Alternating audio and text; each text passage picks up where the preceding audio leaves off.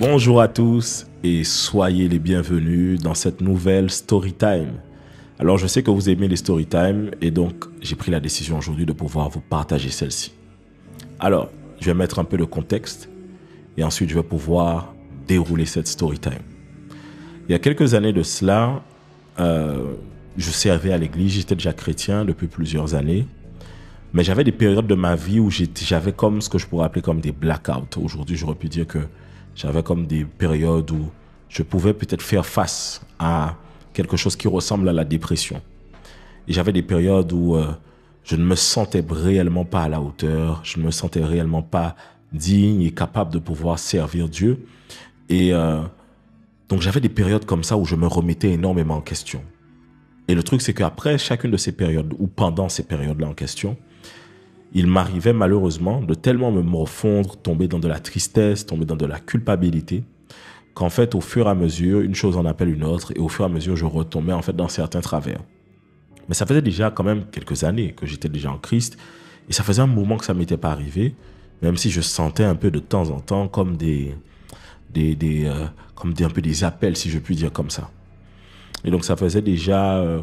je servais, j'étais déjà vraiment engagé, j'allais à l'église assez souvent, j'avais une relation déjà personnelle avec Dieu où j'avais des temps de communion avec le Saint-Esprit.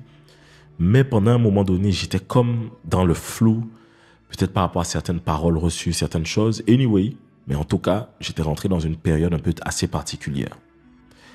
Et lors de cette période, j'habitais encore en France, j'habitais en France hexagonale et j'avais un appartement en banlieue parisienne. Et je me rappelle de cette période-là, je n'avais pas été à l'église à peu près pendant peut-être 2 semaines. Pendant peut-être 2 semaines parce que j'estimais que je me sentais pas bien. J'estimais que réellement, actuellement, là, mon moral était un peu à zéro. Donc, je suis resté à la maison, je suis resté chez moi. Et de fil en aiguille, en fait, pendant ces 2 semaines, je faisais que sombrer avec moi-même. Je pense que ça peut parler à quelqu'un qui est en Christ, qui sert Dieu et qui croit que Dieu a prévu des choses pour lui, mais qui à des moments donnés a l'impression que c'est comme si tu as l'impression qu'il y a un nuage noir au-dessus de toi, que tes pensées sont embrouillées, il y a de la confusion et tu ne comprends plus rien. Alors, c'est vrai qu'il pourrait y avoir un contexte, des choses qui ont pu se passer à côté, des choses qui sont remontées à la surface, mais réellement, c'est assez particulier à ce moment-là, ça. Et donc, j'avais décidé de me mettre en retrait, de ne pas aller à l'église pendant 2 semaines. Et pendant 2 semaines, je suis resté chez moi. Et malheureusement, pendant ces 2 semaines, je suis retombé dans des travers que j'avais lorsque je n'étais pas encore en Christ. Alors j'ai grandi à l'église, j'ai grandi en Christ, j'ai grandi à l'église, je vais dire, et j'ai ensuite donné ma vie à Christ. En 2010, je me suis réellement consacré à Dieu. La première fois réellement que je me suis approché, que j'ai voulu connaître Dieu davantage, je crois que c'était en 2005, quelque chose comme ça. Mais c'est vraiment en 2010 que je me suis vraiment consacré à Dieu. Et donc, pendant cette période-là, c'était assez sombre parce que justement, comme je disais, je suis revenu un peu dans des anciens travers et ces travers, c'était 2 choses dans lesquelles j'étais comme retombé. Et c'était même 3 choses. Ça s'est passé de manière, en tout cas, comme une suite. Parce que vous savez, lorsque vous commencez à chuter, c'est comme une pente glissante. Et si vous ne faites pas attention, vous enchaînez en réalité la chute. Donc pendant ces 2 semaines, la première chose, c'est que je me sentais tellement mal. Je suis allé ouvrir les placards là où j'habitais et il y avait une bouteille de rhum qui traînait, qui était là. Et j'ai pris cette bouteille de rhum et j'ai commencé à boire de l'alcool. Ça faisait un moment vraiment que je n'avais pas bu, même un peu pour festoyer, mais là j'ai vraiment recommencé à boire. Et c'était du rhum, c'était pas de la bière ou autre chose, c'était du rhum. Donc je commençais à boire, j'ai passé mes journées à boire. Mais je sentais que j'avais besoin de plus parce que j'étais comme confus dans mes pensées. Comme je vous dis, j'avais l'impression de ne pas être capable, de ne pas être à la hauteur, de ne pas pouvoir faire certaines choses. Et attention, chrétien, baptisé, je servais même à l'église, mais c'est comme si cette période-là a fait ressurgir des choses à l'intérieur de moi. Et donc j'ai commencé à boire. Et puis à un moment donné, j'estimais que c'était pas assez, c'était pas suffisant. Et de la boisson, je me suis retrouvé à nouveau je suis retombé dans cette période-là, dans la masturbation. Et je suis resté pendant les 2 semaines comme ça. En tout cas, la première semaine, j'étais comme bloqué là-dedans. Mais c'est comme si c'était pas encore assez.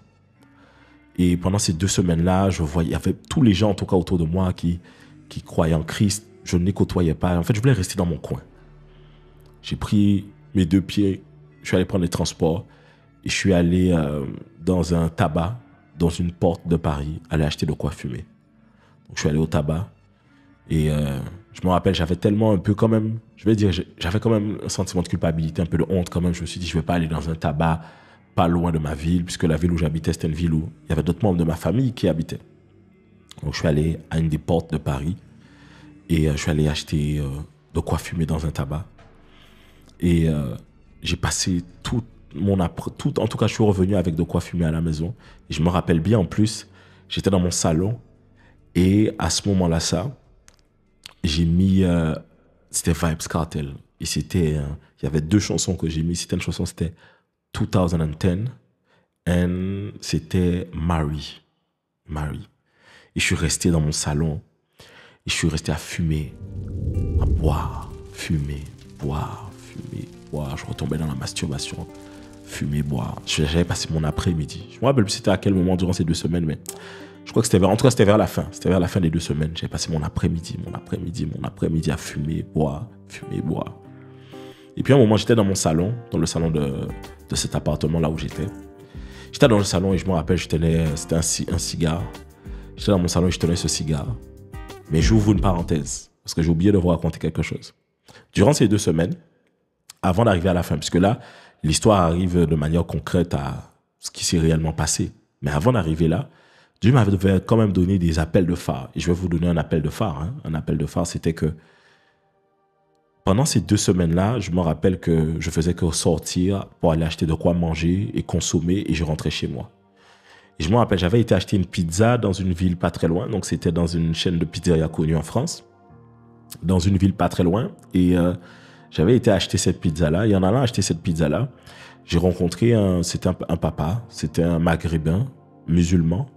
Et que j'ai rencontré qui avait une attelle à la jambe, à une de ses jambes, parce qu'il avait eu un accident de travail. J'ai pris le temps de discuter avec lui. Et il faut savoir que durant cette période-là, j'avais l'habitude d'aller évangéliser dans la rue, d'aller aborder les gens, parler aux gens de Christ et de prier aussi pour les malades. Et j'avais déjà expérimenté, en tout cas, plusieurs guérisons, des gens qui avaient été touchés, guéris par la main de Dieu. Et donc, j'ai vu ce papa et quand je le voyais au loin, je me disais, ça se voit que le gars, il souffre. Et j'ai vraiment à cœur de pouvoir prier pour lui. Mais je me disais, mais regarde l'état dans lequel je suis. Je viens de boire, je viens d'aller consommer des choses qui ne sont pas très bonnes. Je ne suis pas en état de pouvoir prier pour lui. Mais je sentais au fond de moi une conviction d'aller pour lui. Mais je disais, non, Dieu, je ne suis pas en état. Ça fait plus d'1 semaine que je suis amoché. Je ne suis pas bien psychologiquement. Je me sens incapable. Et je me rappelle, je suis allé voir ce papa, je lui ai parlé, je lui ai dit, voilà, comment allez-vous, qu'est-ce que vous avez eu? Il m'a expliqué, c'était un accident de travail. Et on est arrivé, c'était une gare, c'était un terminus. À la dernière gare, on est arrivé, on est descendu, c'est là que j'allais acheter ma pizza. Je lui ai dit, mais est-ce que vous voulez que je prie pour vous? Il était un peu gêné, il m'a dit, oui, il n'y a pas de souci. Et donc j'arrive et je commence à prier pour lui. Et quand je prie pour lui, il est guéri instantanément. La douleur qu'il avait disparaît. Les claquements qu'il sentait disparaissent. Et il est guéri instantanément.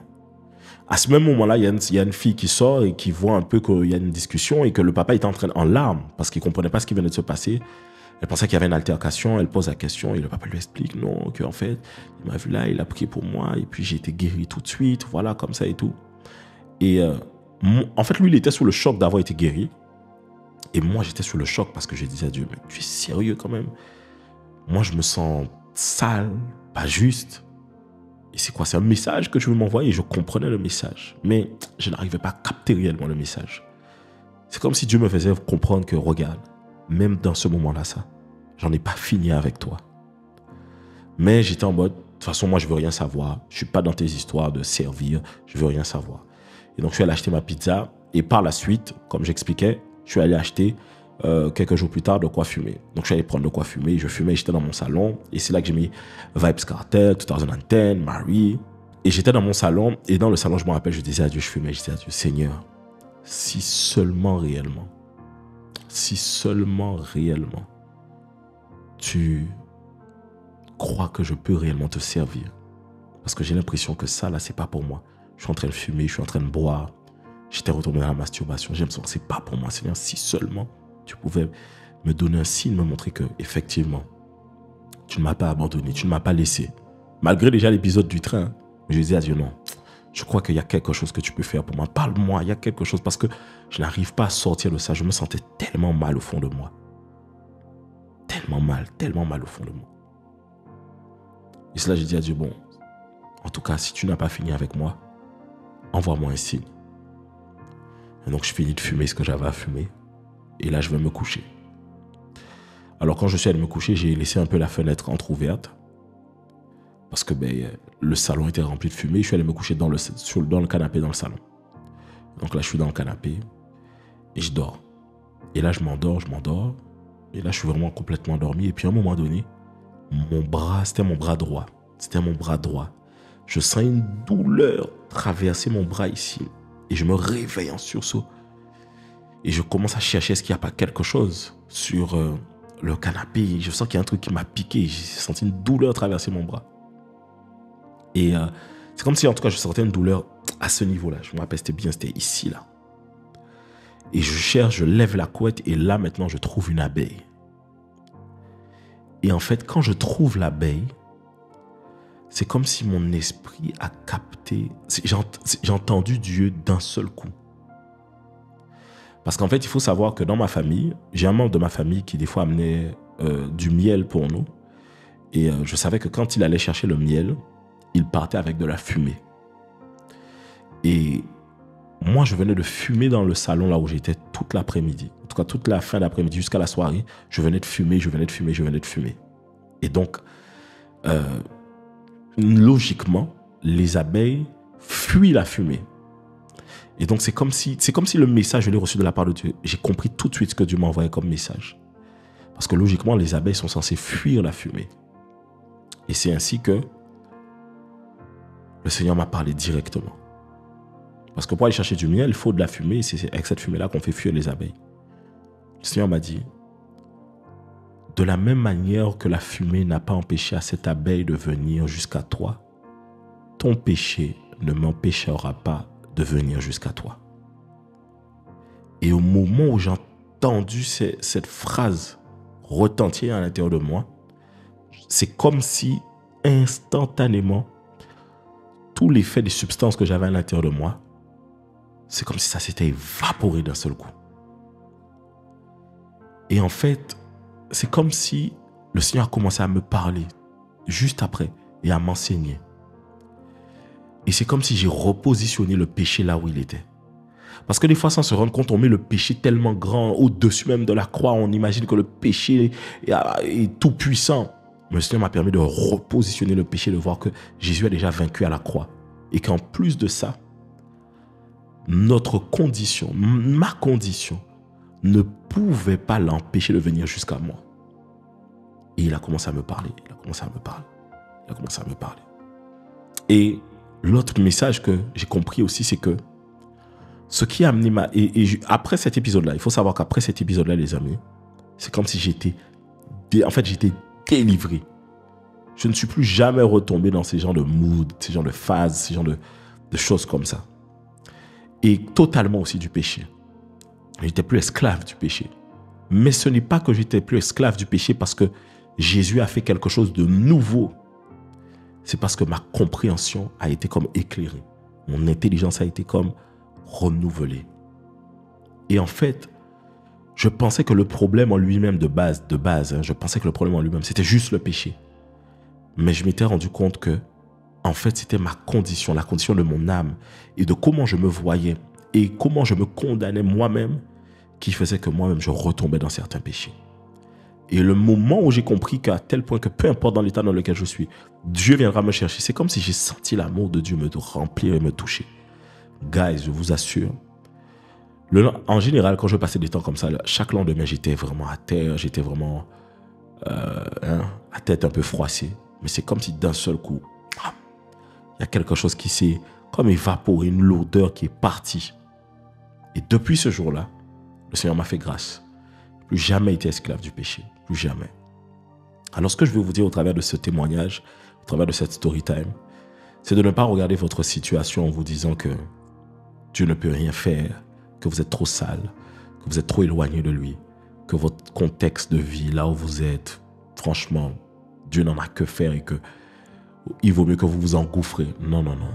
En réalité, votre péché ne peut pas empêcher Dieu de venir jusqu'à vous. Le péché n'est pas tout puissant.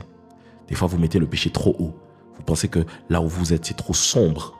Mais guys, Jésus, quand il est mort et ressuscité, la Bible précise même qu'il a été prêché dans le séjour des morts. Si même dans le séjour des morts il a été, ce n'est pas là où vous êtes qu'il ne peut pas venir.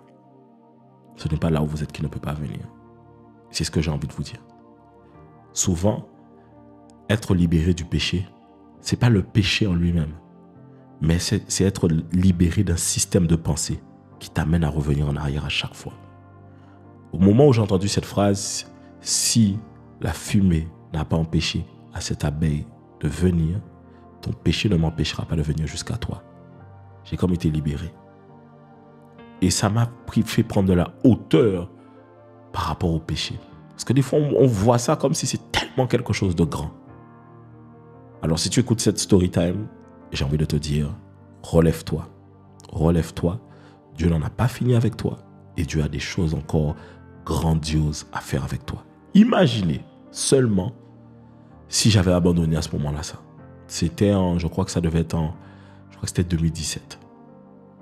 Imaginez si j'avais abandonné. C'était en 2017. Vous vous rendez compte, 7 ans après ma vie chrétienne. Imaginez si j'avais abandonné. À ce niveau-là, ça, je suis transparent avec vous parce que je sais que, vous savez, hein, la foi en Christ, la marche avec Christ, elle n'est pas si simple que ça. Imaginez si j'avais abandonné. C'était quelque chose qui était comme venu dans mon esprit, c'était comme venu entacher mon parcours avec Christ. Mais en réalité, ça a été un grand tournant pour moi parce que c'est à ce moment-là ça que ma compréhension de la grâce a totalement changé. Alors c'est ce que je vais vous dire. Relève-toi, relève-toi, relève-toi, relève-toi, relève-toi. Ne reste pas à terre. Et je t'assure, Dieu a des plans de paix et de bonheur, d'avenir et d'espérance pour toi. Il n'en a pas fini avec ton histoire. Là où les hommes, les circonstances veulent mettre un point, Dieu met une virgule. Il a encore des choses à accomplir pour toi. Que Dieu te bénisse. C'était la story time de l'abeille et la fumée. N'hésite pas à me dire en commentaire si tu as été béni, si toi aussi tu as été touché, qu'est-ce qui t'a touché le plus dans cette histoire, et aussi peut-être aussi comment Dieu aussi t'a permis de vivre quelque chose, une expérience avec lui, et cette expérience t'a donné réellement un enseignement tellement profond que ta vie a complètement shifté. Alors que Dieu vous bénisse, et je vous donne rendez-vous très bientôt pour la prochaine story time. Je vous dis d'ici là, peace.